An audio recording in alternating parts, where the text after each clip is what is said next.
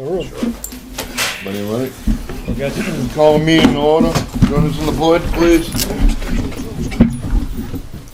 Pledge allegiance to the flag of the United States of America and to the republic for which it stands, one nation, under God, indivisible, with liberty and justice for all.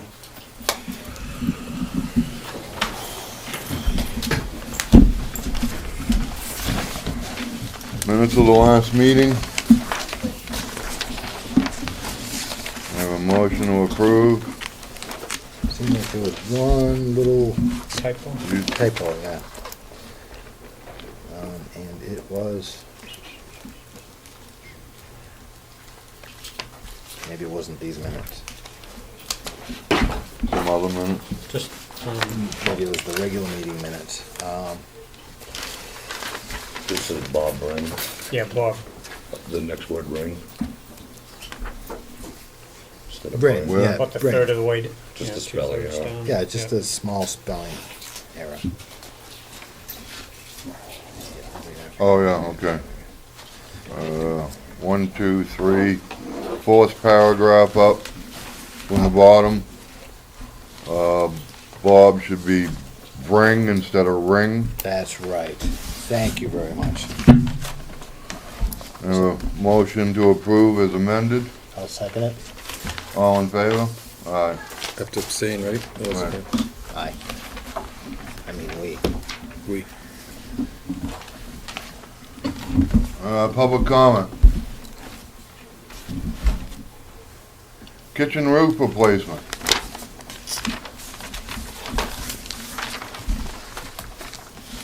Yes. John Fulkerson's joined us today.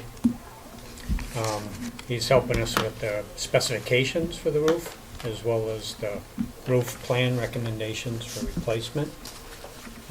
We met yesterday. Our intention was to be able to get up on the roof, but not all the snow's come off yet. So we expect that should happen next week. Things are melting pretty good now. With John being able to do that, ultimately the full roof for the first time, then we expect to be able to finalize our recommendation on the sections that we would propose to move for the summer repair. And John's here to talk to the specification, where we're at, the recommendation, and he's got some samples of some of the product that would be included in the specification for us, if you want to get into that. Good. will you be able to be here for the full board meeting as well, or just you're gonna hope that we can represent what you present to us now? Later on today, or That- I'm not happy to. That would come to the next. Next Oh, meeting. okay, well, then, that would come at the next meeting. Sorry about that. So he doesn't have to wait. You don't listen to me. I have no good questions.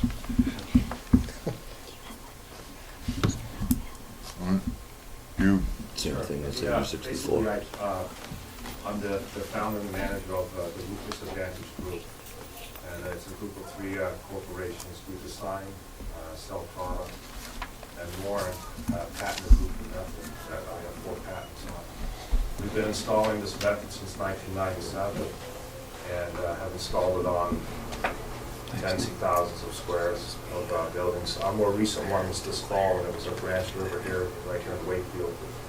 And in order to get approval for that, we had to go in front of road development, and we were granted the right to install for them, and now we're working on our lease as well. Basically what it is, the more system's not for everybody, and you have to meet certain criteria. LOR stands for Labor and Roof Recovery. It's an acronym. As such, you have to meet certain criteria, and basically there will be 4 reasons why you wouldn't qualify. If you've got more than 1 layer, if you've got extensive shingle cupping, if you have an inadequate pitch. Those are some of the reasons why you wouldn't meet the criteria. Knowing the building and living in town, I'm from Wakefield, having kids gone through the school here, I know the building fairly well. We actually got invited by Bob Adams and Bill Williams in the fall to come look, and we looked at some of the needs the buildings had, including the kitchen area. We're taking some water in, some more recent stuff at the modulars. The long and short is you've got some sections of the roof with 2 layers, so Laura would not apply for that. We'd have to take the shingles off. The modulars have an inadequate pitch. We'd have to take the shingles off. Now, the reason you'd want to go with the Laura system where it would be applicable would be what we do is we put together a set of technical specifications you can then put out to bid. What we do is we create a more robust system by taking some of the savings and giving you a 50-year shingle, upgraded metal, 26-gauge steel valleys, drip edges, custom fabricated for the building. There's a number of components we bring to bear because of the savings. Once again, you have to meet load requirements. Some sections may, some may not. Some sections were built in '76, some more recently. I suspect that the lion's share would meet that requirement. Now, all those things being said, what we do is we come in, we assess the building. We've done that substantially, but just like Bob said, we do have to revisit the building. I actually tried to walk it again yesterday. I've just had a really tough time getting on the roof because the snow stuck around a long time.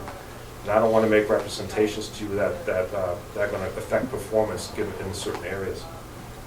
My suggestion would be that what I'd like to see happen is we put together a set of specifications. They will include the areas the tear areas, as well as the Laura system areas. I can give you a general budget number, what we expect the bids to come in at, and what I would expect those guidelines to be. And then at that point in time, it would be up to the board whether they want to move forward. Now, one thing we had talked about a little bit here was in terms of the thing that's going to be a little difficult to do is when you have we have talked about a 5-year approach, a phased and 5-year approach, which we've done at a number of places, some up to 7.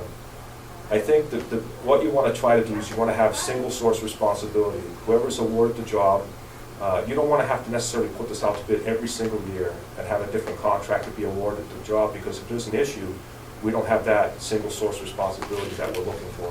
So my suggestion would be is that when we put these specifications together and put them out to bid, let's get a number, and basically, granted, roofing is petrol based, so it's just like gas, it fluctuates, it tends to go up. Gas may go down, roofing really doesn't. But let the contractors build those margins into the number, so the board has a set number to work with over a 5-year time span. Now, if we can get a contractor to commit to a single contract over the 5 years, there's a number of benefits that are achieved if that's a possibility.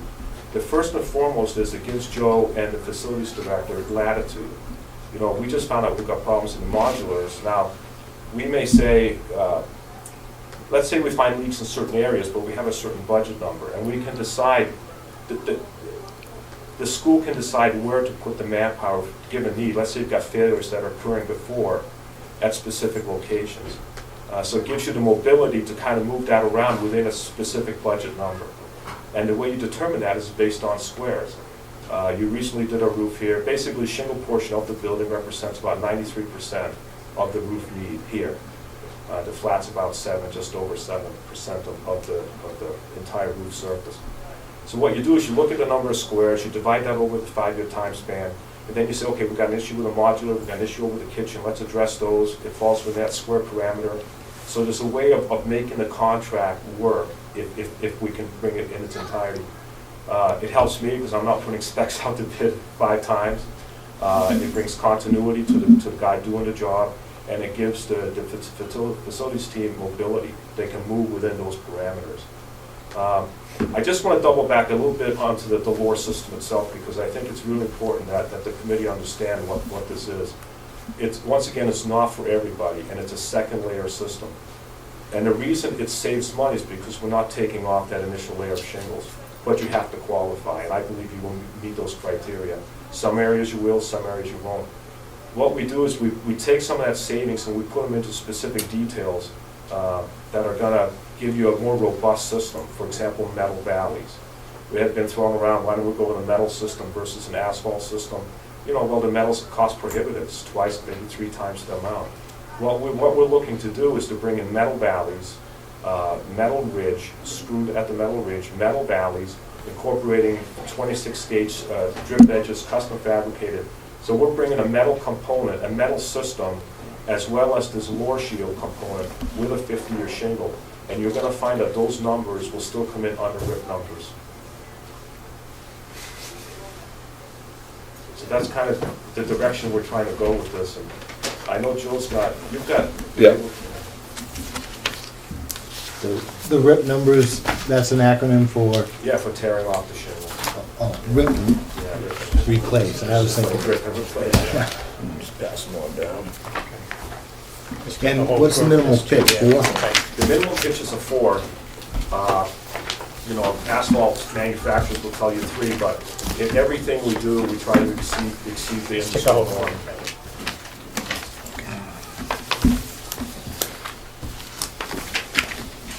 There's one more. Okay. Going along, moving All along, the way down. moving along, moving along. Just instead of each one is a slab. And you know what's nice too is that if you want to take a look at the finished product, Grand River is right here. It's around the corner, so. Tony, would you like one of these? I would love one, thank you. I was trying to keep one Chomping coming. at the bit.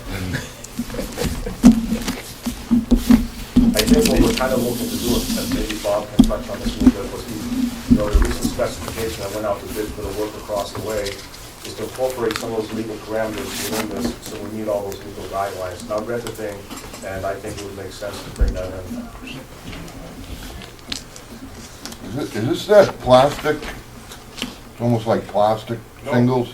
No, this is the product's called Lore Shield, and it's an ice and water product that can go over a qualified single layer of shingles. It's a very aggressive bond. What this is, if you were to compare this to like a Grace type product, Bitchethane. it's, That's bitchethane you're talking about, this Grace is Ice and the thing, Water? yeah. Yeah, this would be the first layer. Is it sheets or is it? It comes in a 3-foot roll, and in terms of price, you know, and obviously over the years, people say, hey, why don't we just put Grace on and go with that? Oh, yeah, thank you. And that adheres right to the shingles that are already on there, John? It gets right to the shingles. Facial. Yeah. And Japan. there's a number of benefits to this. I mean, I know it may not apply in Wakefield in terms of debris removal, but some communities are not recycling shingles. So, but in the larger scope of everything, it's considered a green system because you're storing the shingles on a roof. So it's very rare you're gonna have a roofing system that's considered green that comes in at a cost savings point. John, this isn't your maximum valley. Oh, no, the valley's made out of 2-foot sheet. Okay. That's step flashing. That's a piece of step flash. That's just to show you the gauge of the materials. Pretty rugged. And once again, what you try to do is when you try to bring an asphalt metal component to bear within a single system, you try to make the metal last as long as the shingle and vice versa. So you've got a 26 gauge, easily considered a 50-year material to complement the 50-year shingle. So it wouldn't make any sense to bring in a lighter gauge and put in a 50-year roof and have it fail in the wrong location. The Lore Shield, in terms of price, today at Middleton, a roll of Grace was $129. Ours is $121, so we're actually less. In terms of Grace won't warrant their product be installed over shingles, so it's not an option from that point of view. In terms of cost point, it doesn't really, you know, ours is it's definitely within that range. So there's a number of benefits. Ours is a 60 mil product versus a 40 mil. We have to meet a standard in unrelated business called ASTM D1970. And the minimum mil that has to be acquired is a 40 mil, which is, you know, Grace runs between 40, maybe 42. You get some other granular products, you maybe go up to a 45. You know, we're at a 60. So we're at a price point that's less than Grace locally, and you're going to get a 50% thickened product. Same roll size? Same roll, yeah. Is- Ours runs, Grace is at 2 1/4, 2.25. Ours, you know, it is, Grace is slightly larger in terms of, I think ours runs about 210, something like that, but it's very comparable. Does Grace produce that double coverage roll also, or is it just bitchethane, ice and water shield? They may, if they do, it's more for flat roofing, for like modified torch down systems, which we don't do. The only thing my company specifies, or will spec, is the Lore system. The Roofers Advantage Group is the only company in the nation that specifies the Lore system. I'm very sorry about that. I am. The ice cream truck was there. And the thing is too, you have to realize sometimes, we've been doing this since '97, and sometimes it takes, roofing is one of those things until you have performance verification, until you've got engineers that look at it, until you've got a performance summary.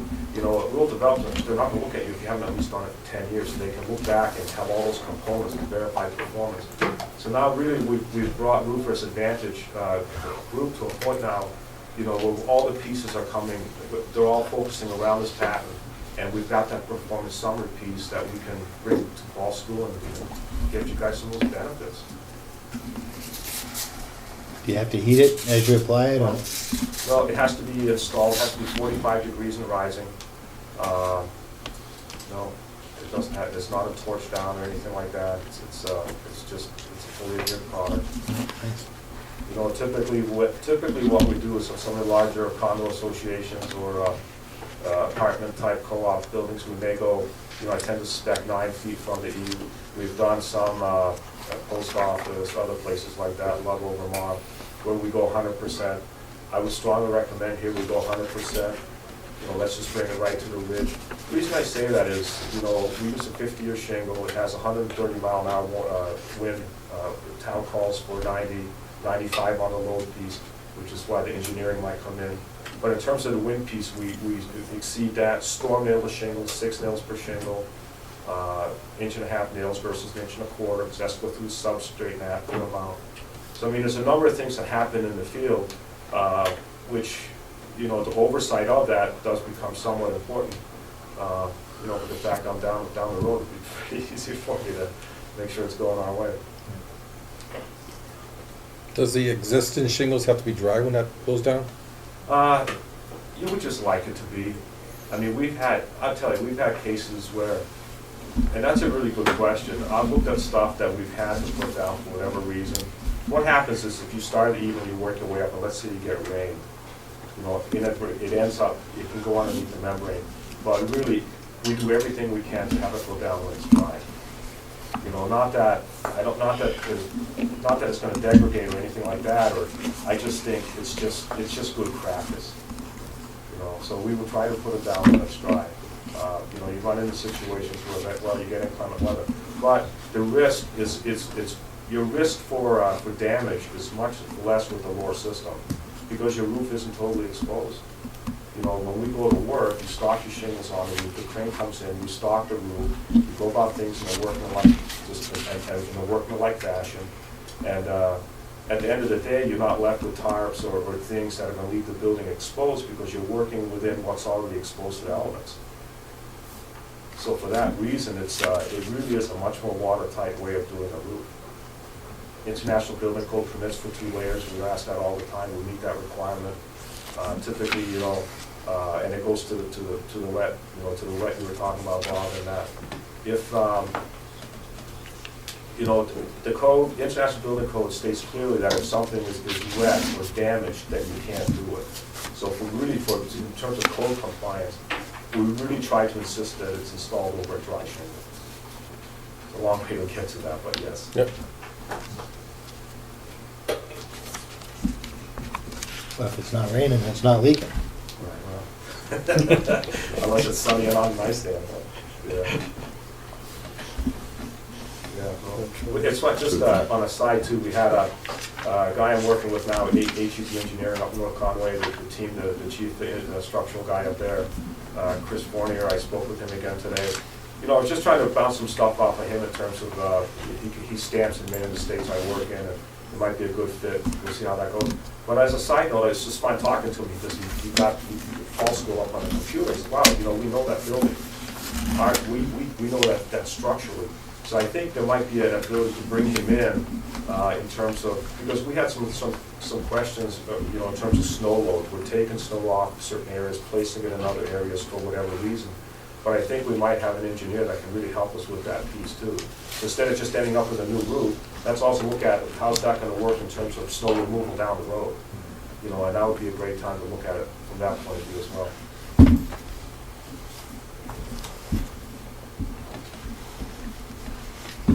Yeah, be a bobblehead around me. Anybody else? I have a question. Good. John, thanks for coming. first one to tell you that. I have on my notes that the next step would be that John to develop the site specifications, and that would come back to the May meeting. I'm just curious as to what the next steps will be. That's what I had from our last meeting.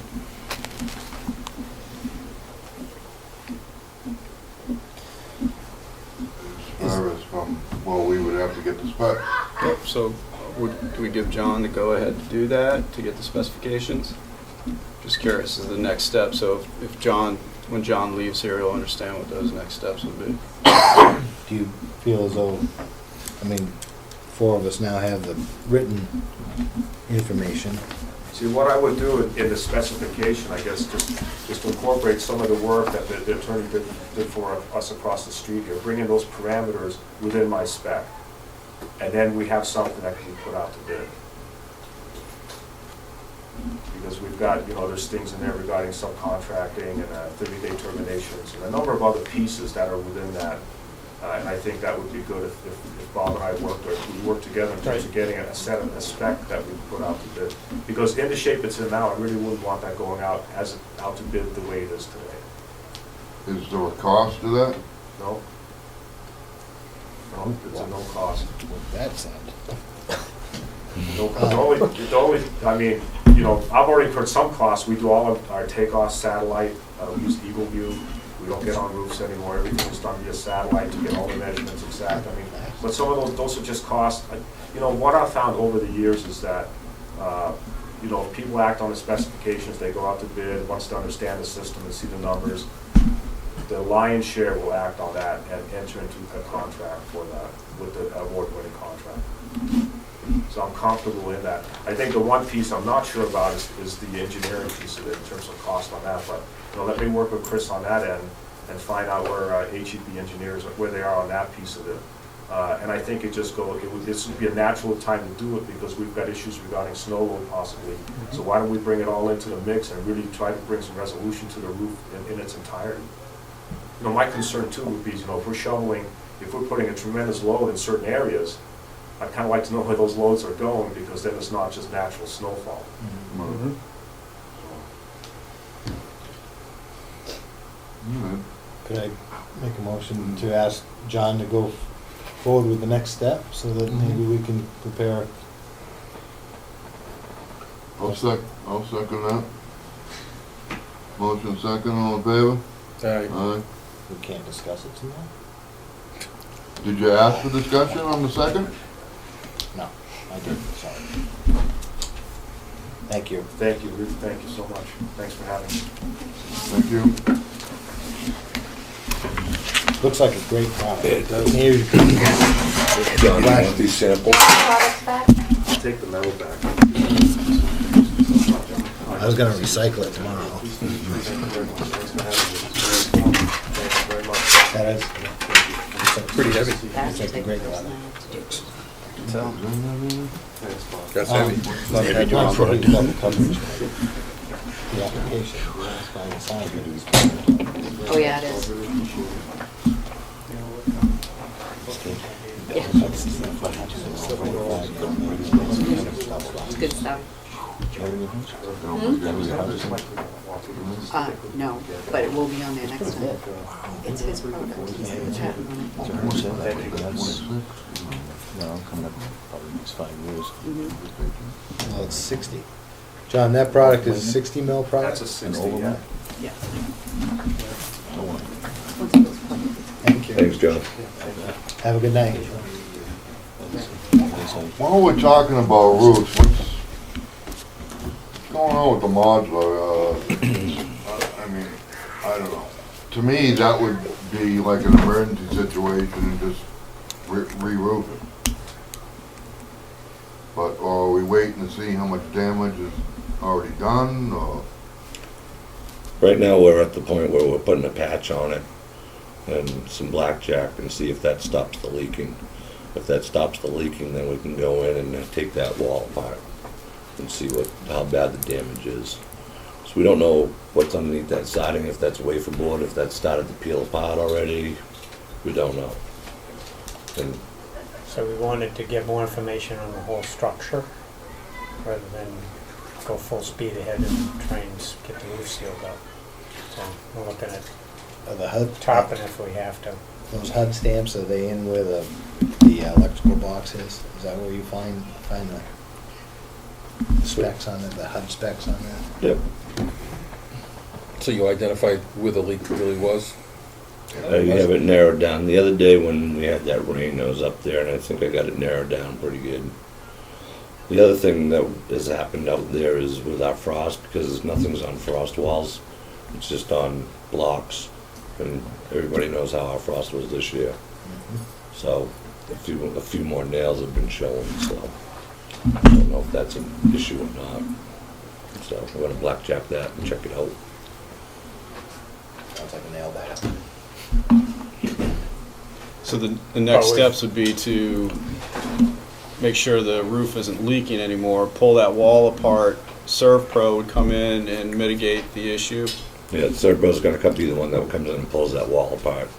And then RPF would come back to do the sampling to give the okay to put the wall back together. Right. Correct. And that's assuming there wasn't any outside wall damage where we had to literally take siding off and replace that too. So we're not at the point where we might just say goodbye to the modular then, because it's in too rough a shape. We don't know We that don't know yet. that. No, no, no, no. Is there, I is mean, there a it's contained possibility? to a relatively small area now, but the dilemma becomes is when we open the wall up, how far, Yeah, you know, each how way far it do we goes. have the damage? Yeah. When we open the ceiling up, how far does that go across the whole room? Okay? So it could be much, you know, more extensive than just a small area. You just don't know. If it's long fuzzy, it's probably further out because where it starts small, you know, keeps going like this, gets longer at the very beginning of it, so that mold and moss. Yep. Bad Andrew. stuff. Actually, just before we came here, Michael and I got a call from Health Trust, our insurance carrier. They've had an adjuster out here already, Last Friday. and they said they're gonna cover some of the damage. They won't cover the mitigation, but some of the water damage, replacing the walls. Well, we have $1,000 deductible, but they still cover some of it. So in the demo part of it, we need to itemize that to maximize the coverage. And then on the installation costs, we would likewise need to do the same thing.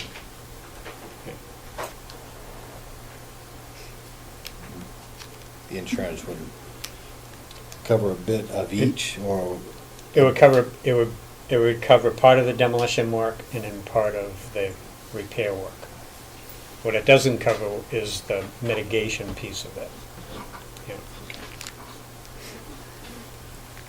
is that the question, Bonnie? No, it's okay, I'll wait, Good. I'm thinking. Thank you. All right. Dumping of the parking lot material. You had requested this to go on the agenda. Yeah, I was just curious if we could, probably when Peter Cooper talked to the state, there's probably some plans developed and presented to the state for an opinion from them, or I'm not sure.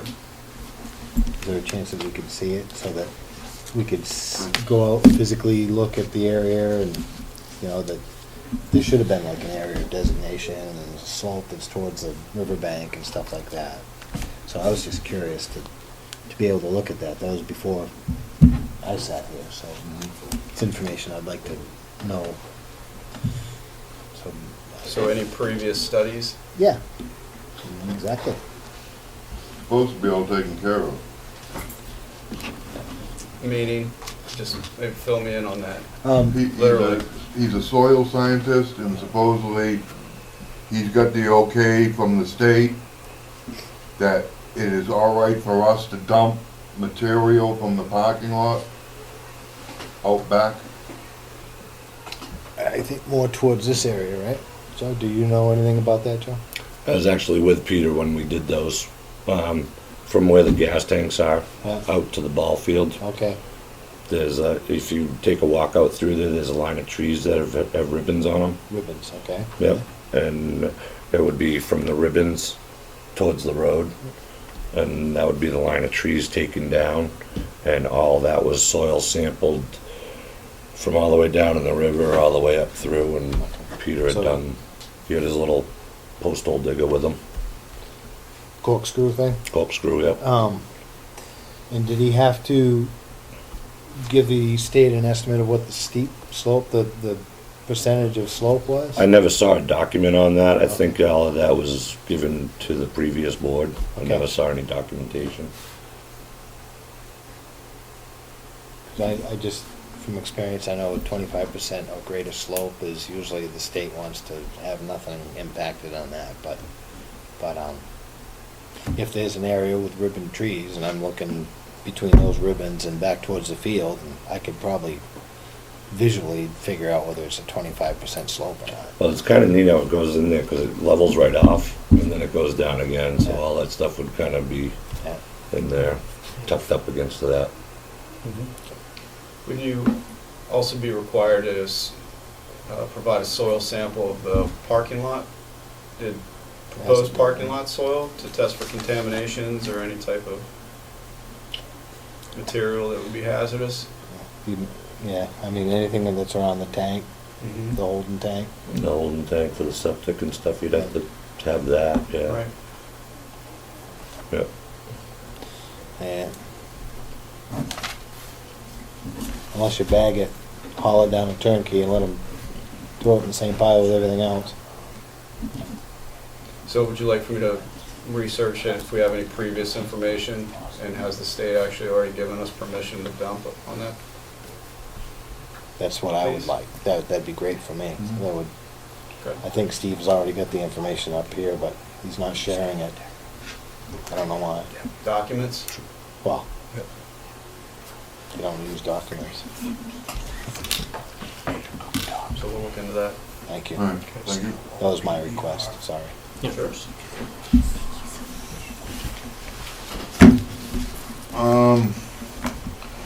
I got an offer to purchase the trailer this morning. Huh? What? What? You got an offer to purchase the trailer? Uh-huh, Really? yeah. How much? But, $1. No cost to the school district? well, if you're receiving $1, then there'd be no cost. Well, what, I mean, is there gonna be something like, they get it to the curb and we pay for the rest of the way, or, I mean, Or they're gonna pay us $1 and just take it. they're gonna make sure that all of the issues. Well, they're gonna pay us $1 and just keep it there. Yeah, I figured I'd give them squatters' rights for 100 years. That's why we have to ask.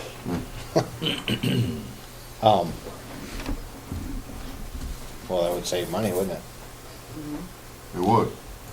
Did the person who's offering the $1 have an idea how long it would take to get it and a time frame where they would get it?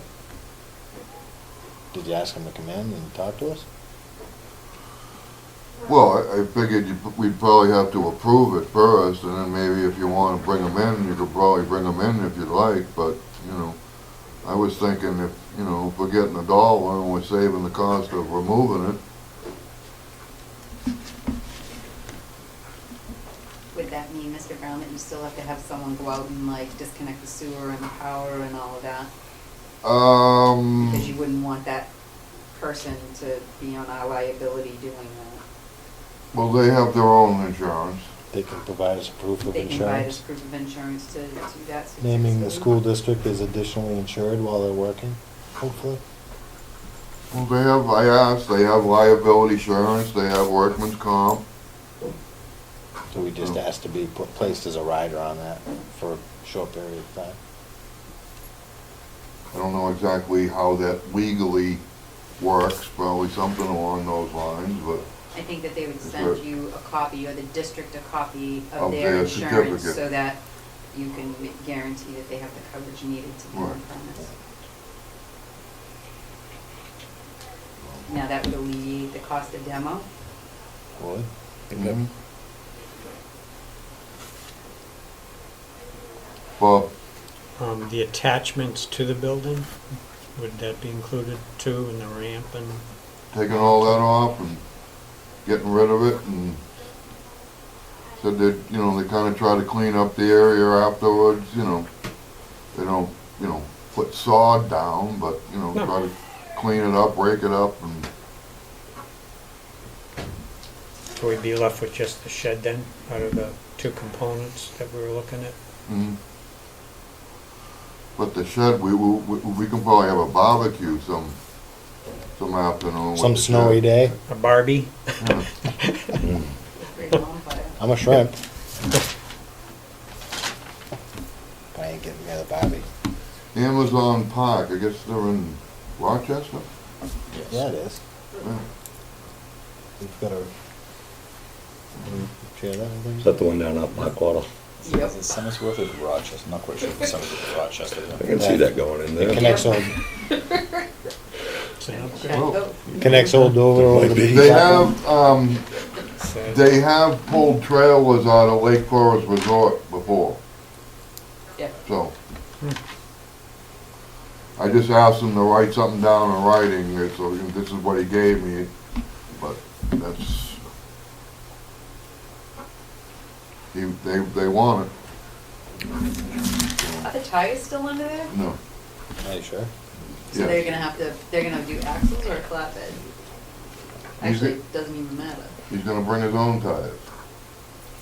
Put them on. PS, provided. So there's we have- axles still underneath it? Mm-hmm. What about the PS? Providing we have no height issues. Well, gonna learn how to spell height. but, I mean, nobody can legally take that on the road if it's over 13.6. It kinda looks, it's closer, he was trying to measure, it looks kinda closer to 15 feet, but it is jacked up. So, he didn't seem to have too much of a problem with it. Have his crew up here, and Did he give you a time frame? I asked him about April vacation. Can I share that with the superintendent? No. So mean. It seemed like he would probably like to get up here before that. And maybe unskirt it and get the tires and get it all ready to rock and roll, and then possibly get it out on April vacation. Sounds like a deal to me.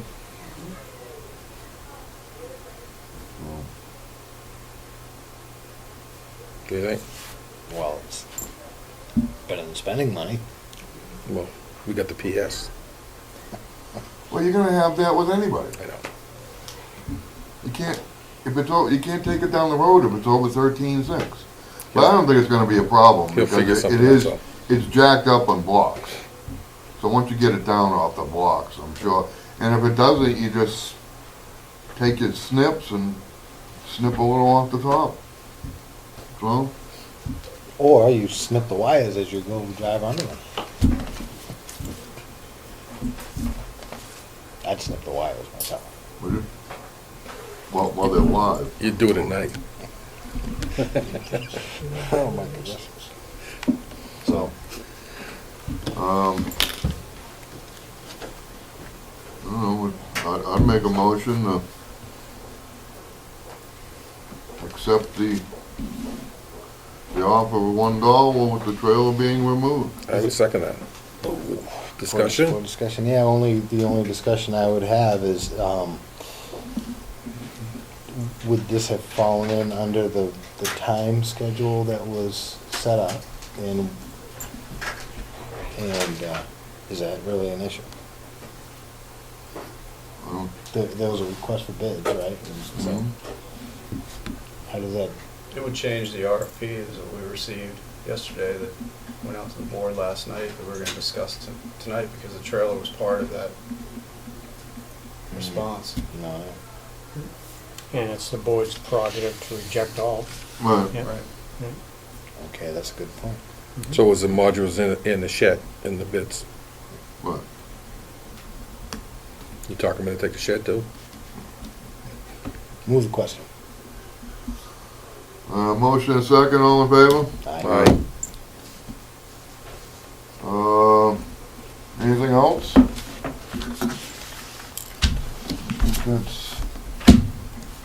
You got anything else, Mr. Thursday? No, sir. Motion to adjourn. What do you say? Pardon me? I'll make that motion. I just did. I'll second it. Motion second, all in favor? Aye. Aye. Thank you for coming. Thank you. Thanks for having me.